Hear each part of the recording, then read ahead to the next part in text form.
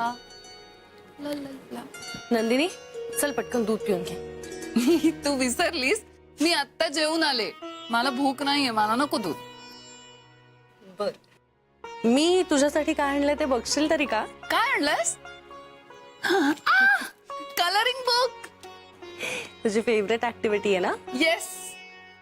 अगं मग विचार कसला करत बसली आहेस? जा पटकन कलर्स घेऊन ये आणि रंगवायला सुरुवात कर.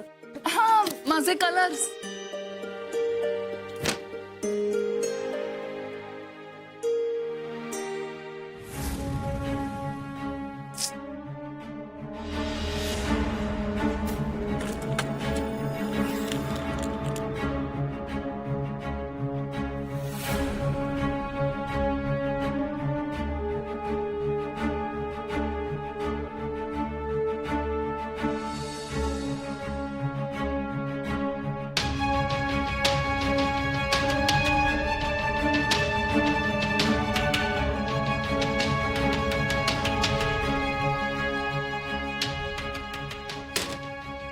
हे बघ, टू मिळाले. बरं आधी दूध पिऊन घे. मी तुला सांगितलं ना, मला नकोय आता दूध. माझं पोट भरलंय. ती औषधं तर तिच्या पोटात जायलाच पाहिजेत. नंदिनी तू मला प्रॉमिस केलं होतंस की नाही माझं सगळं ऐकशील म्हणून? गुड गर्ल आहेस ना तू? मग चल पटकन दूध पिऊन घे.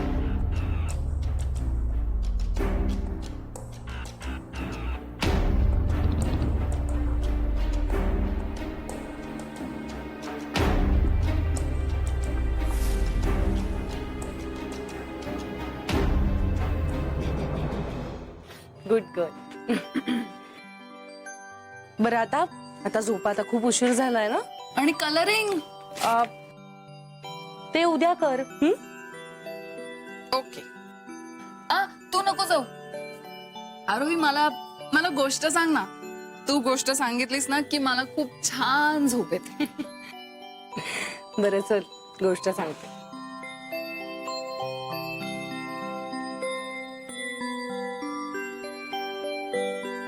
इथे बस.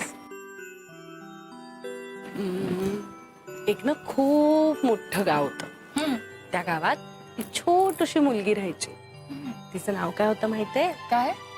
नंदिनी. नंदिनीची गोष्ट आहे. नंदिनीची गोष्ट.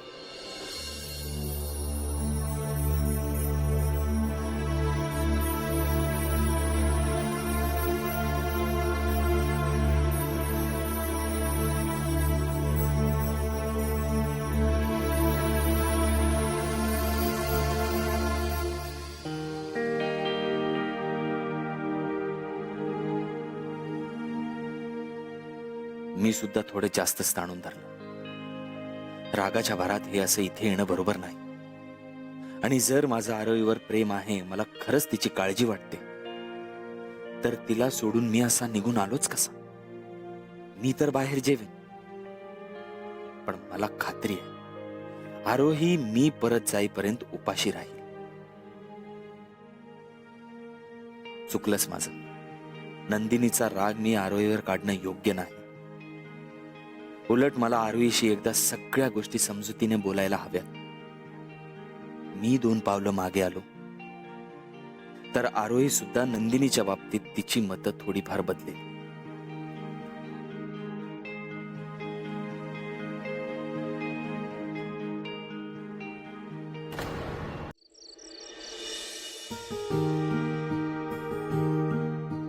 तन्मय अजून आला नाहीये.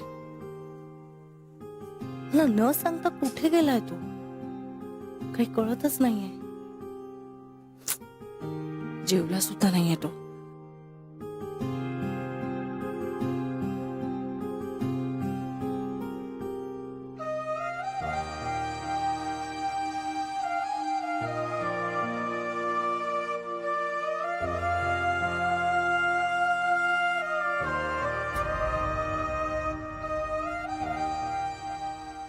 आई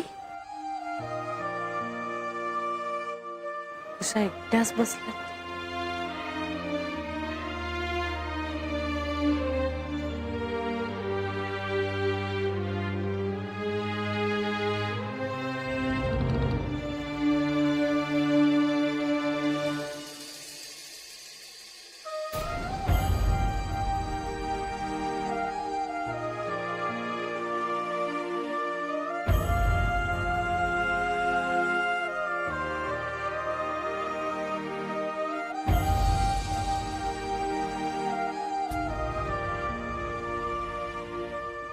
आई.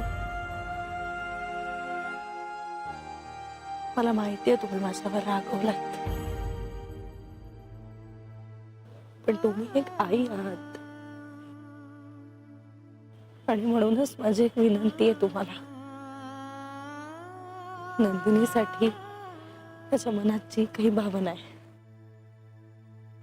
तिचा एका आईच्या भूमिकेतून तुम्ही विचार करा. मी लहानपणीच माझ्या आई बाबांना गमावलं. आत्याने मला आईची माया दिली नाही असं नाही, मी या जगातलं कुठलंच नातं आईची कसर नाही भरून काढू शकत, अगदी वडील सुद्धा नाही. पण वडिलांची कसर आई भरून काढू शकते. आता तन्मय आणि तन्वीच बघा ना, तुम्ही त्यांना त्यांच्या बाबांची कमी कधीच भासू नाही दिली.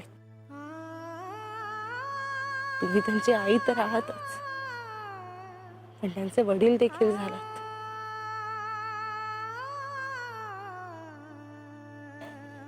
नंदिनीकडे सुद्धा तिच्या बालपणीच्या सुखद अशा आठवणीच नाही येतो. तिला आईची माया मिळाली, वडिलांचा आधार मिळाला. जन्मताच बांधलेल्या नात्यांशी आपण प्रामाणिक असतोच, पण अशा मनाने जोडलेल्या नात्याशी प्रामाणिक राहणं ही खूप मोठी जबाबदारी असते. तुम्हा सगळ्यांना असं वाटत असेल ना की मी नंदिनीचं एवढं करतेय म्हणजे नंदिनीच खूप नशीबवान आहे. पण तुम्हाला खरं सांगू आई, नंदिनी माझ्यात एक आई शोधते आणि हे खूप मोठं भाग्य आहे.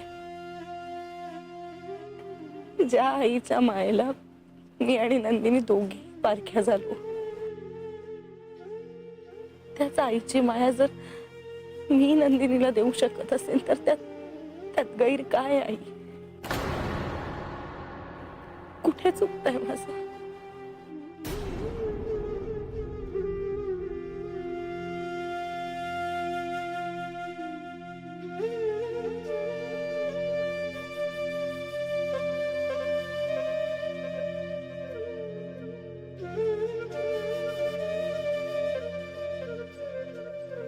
तुझं नाही आरोही, माझं चुकलंय.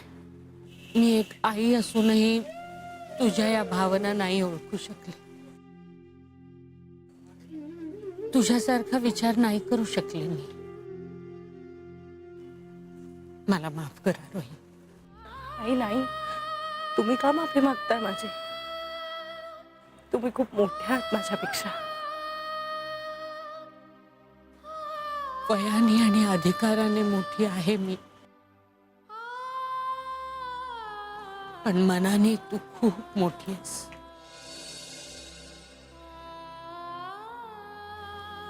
खूप मोठ्या मनाची आहेस तू.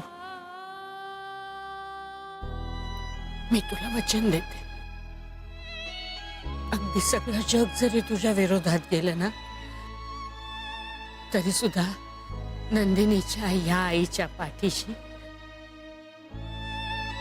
तुझी ही आई खंबीरपणे उभी राहील.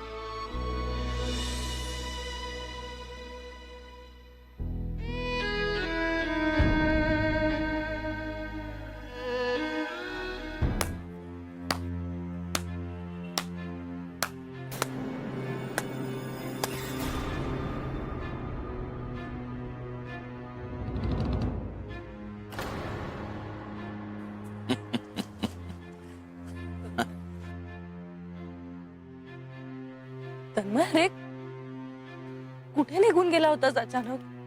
जेवला सुद्धा नाहीस तू. का? तुला आईने सांगितलं नाही मी कुठे आणि का गेलो होतो ते?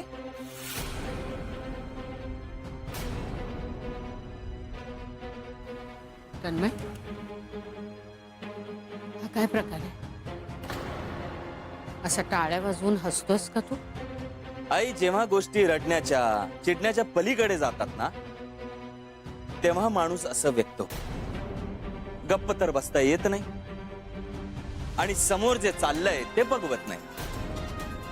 म्हणून हे असं माणूस असं करतो, टाळ्या वाजवतो आणि खिन्नपणे हसतो. तू जर नंदिनी बद्दल बोलत असशील तर मला असं वाटतं की आरोही तिच्या जागी योग्य आहे. हेच, ह्याच गोष्टीची मला भीती वाटत होती. नंदिनीच्या बाबतीत आरोही चुकते हे तिला सोडून आपल्या सगळ्यांना वाटत होतं.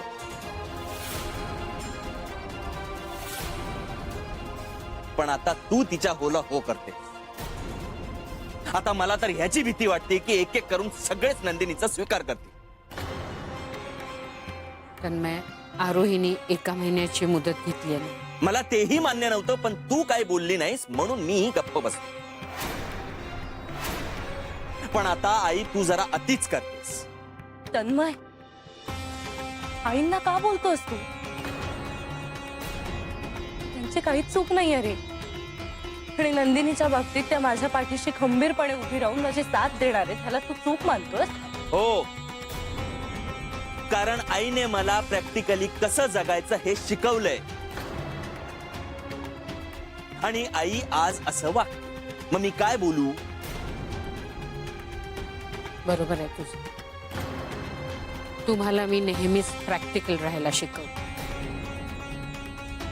पण तन्मय, गेल्या काही महिन्यात आरोहीमुळे माझ्या लक्षात आलं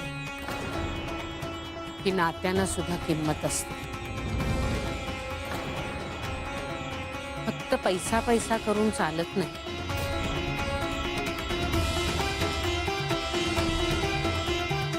पैशाने इतकीच किंवा कधी कधी पैशांपेक्षाही जास्त नाती महत्वाची असू शकतात. अच्छा, नाही ठीक आहे, तुझं म्हणणं अगदी बरोबर आहे. पण त्यासाठी समोरची व्यक्ती तशी असावी लागते. आणि नंदिनी तशी आहे असं मला अजिबात वाटत नाही.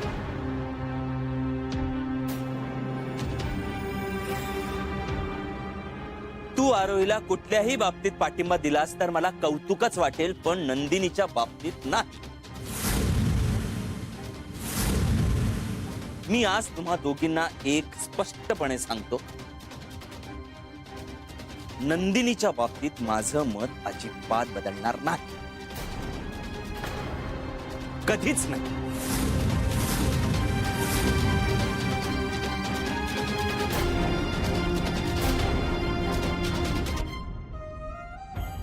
आरोही, तू काळजी करू नकोस. मी तुला दिलेला शब्द पाळणार आहे. तुझी आई बनून शक्य होईल तेवढी सगळी मदत तुला करणार आहे.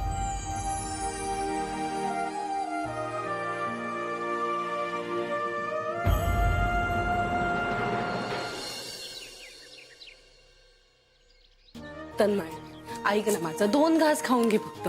मस्त गरम गरम पोहे केले तुझ्यासाठी, तेवढे खा. हा, मला काही खायचं नाही. तन्मय असं काय करतोस? काल रात्री सुद्धा धड जेवला नाहीयेस तू. ह्याचं कारण तुला माहित आहे. तन्मय,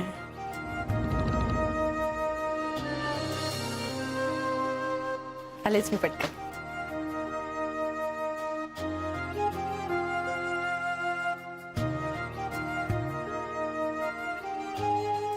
खाऊन घे पटकन. आरोही, आरोही, मला भूक लागली, काहीतरी खायला दे ना. देते तुला सुद्धा नाश्ता. 1-2 मिनिटं थांब. घेऊन कशाला येतेस? हे काय इकडेच आहे? अगं नंदिनी, तो तन्मयसाठी आहे ना. मग काय झालं? तन्मय आणि मी खूप छान फ्रेंड्स आहोत. आम्ही एका प्लेट मधून खाल्लं तर त्याला चालेल, हो की नाही?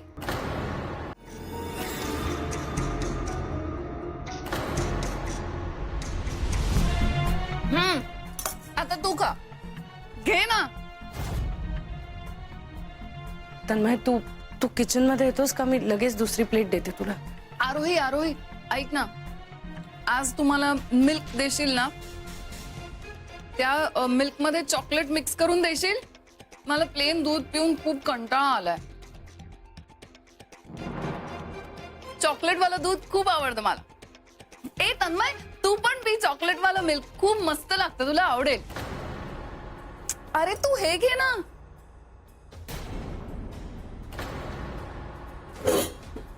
तन्मय,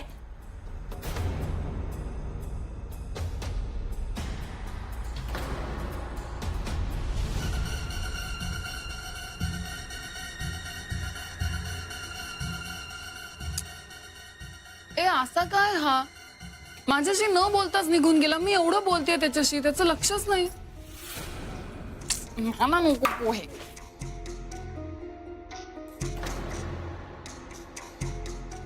काय झालं ग? तन्मय असा रागात का निघून गेला?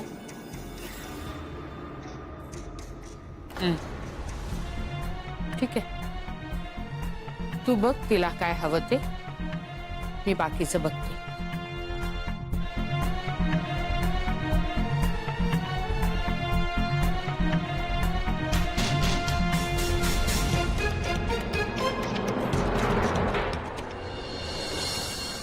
मला आवडतच नाही.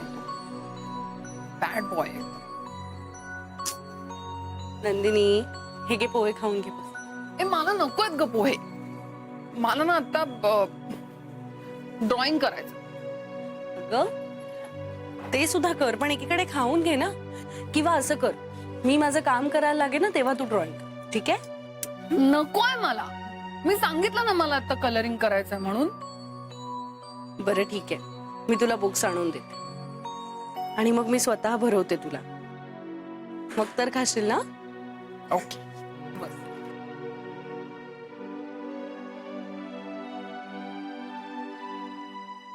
सगळे कलर्स आण. हो, सगळे आणते.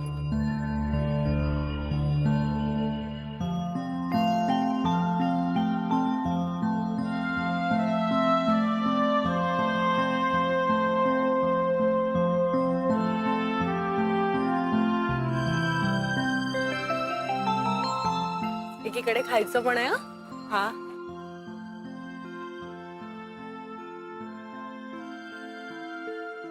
हे बघ, मी इथे ब्लू कलर देणार आहे आणि इकडे रेड. किती छान ड्रॉइंग करतेस तू.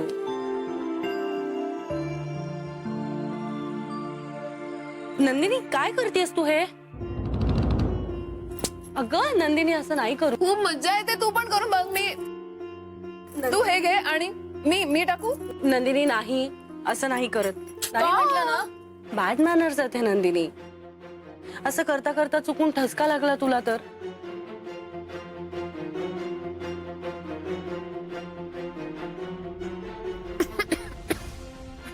बघ, सांगितलं होतं ना. थांब थांब थांब, पाणी आणते मी.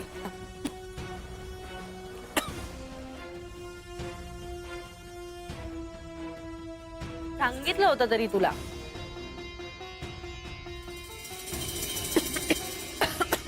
बघ, सावकाश.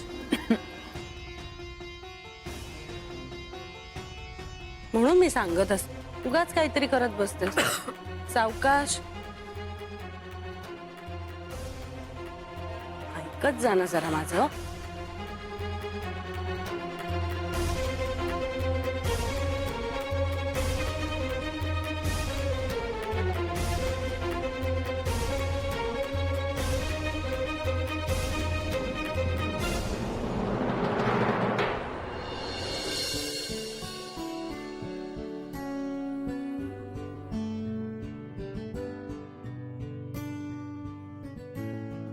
मैं कम इन सर?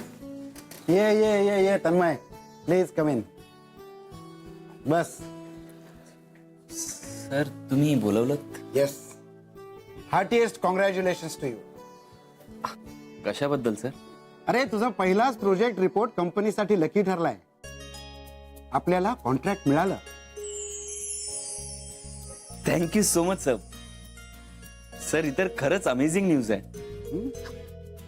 आणि सर तुम्हालाही कॉंग्रॅच्युलेशन्स. Thank you so much. आणि आपल्या कंपनीतर्फे आणि पर्सनली माझ्यातर्फे सुद्धा तुझ्या मिसेसला कॉंग्रॅच्युलेशन सांग. हा प्रोजेक्ट मिळण्यामागे तुझ्या बरोबरच तिचंही क्रेडिट आहे. नक्की सांगेन सर. आणखी एक गोष्ट, once again congratulation to you. Thank you sir. पण आत्ता कशाबद्दल? अरे तुझं प्रमोशन झालंय. सर मी तुला प्रॉमिस केलं होतं, हे कॉन्ट्रॅक्ट जर आपल्याला मिळालं तर तुझं प्रमोशन नक्की. This is your promotion letter.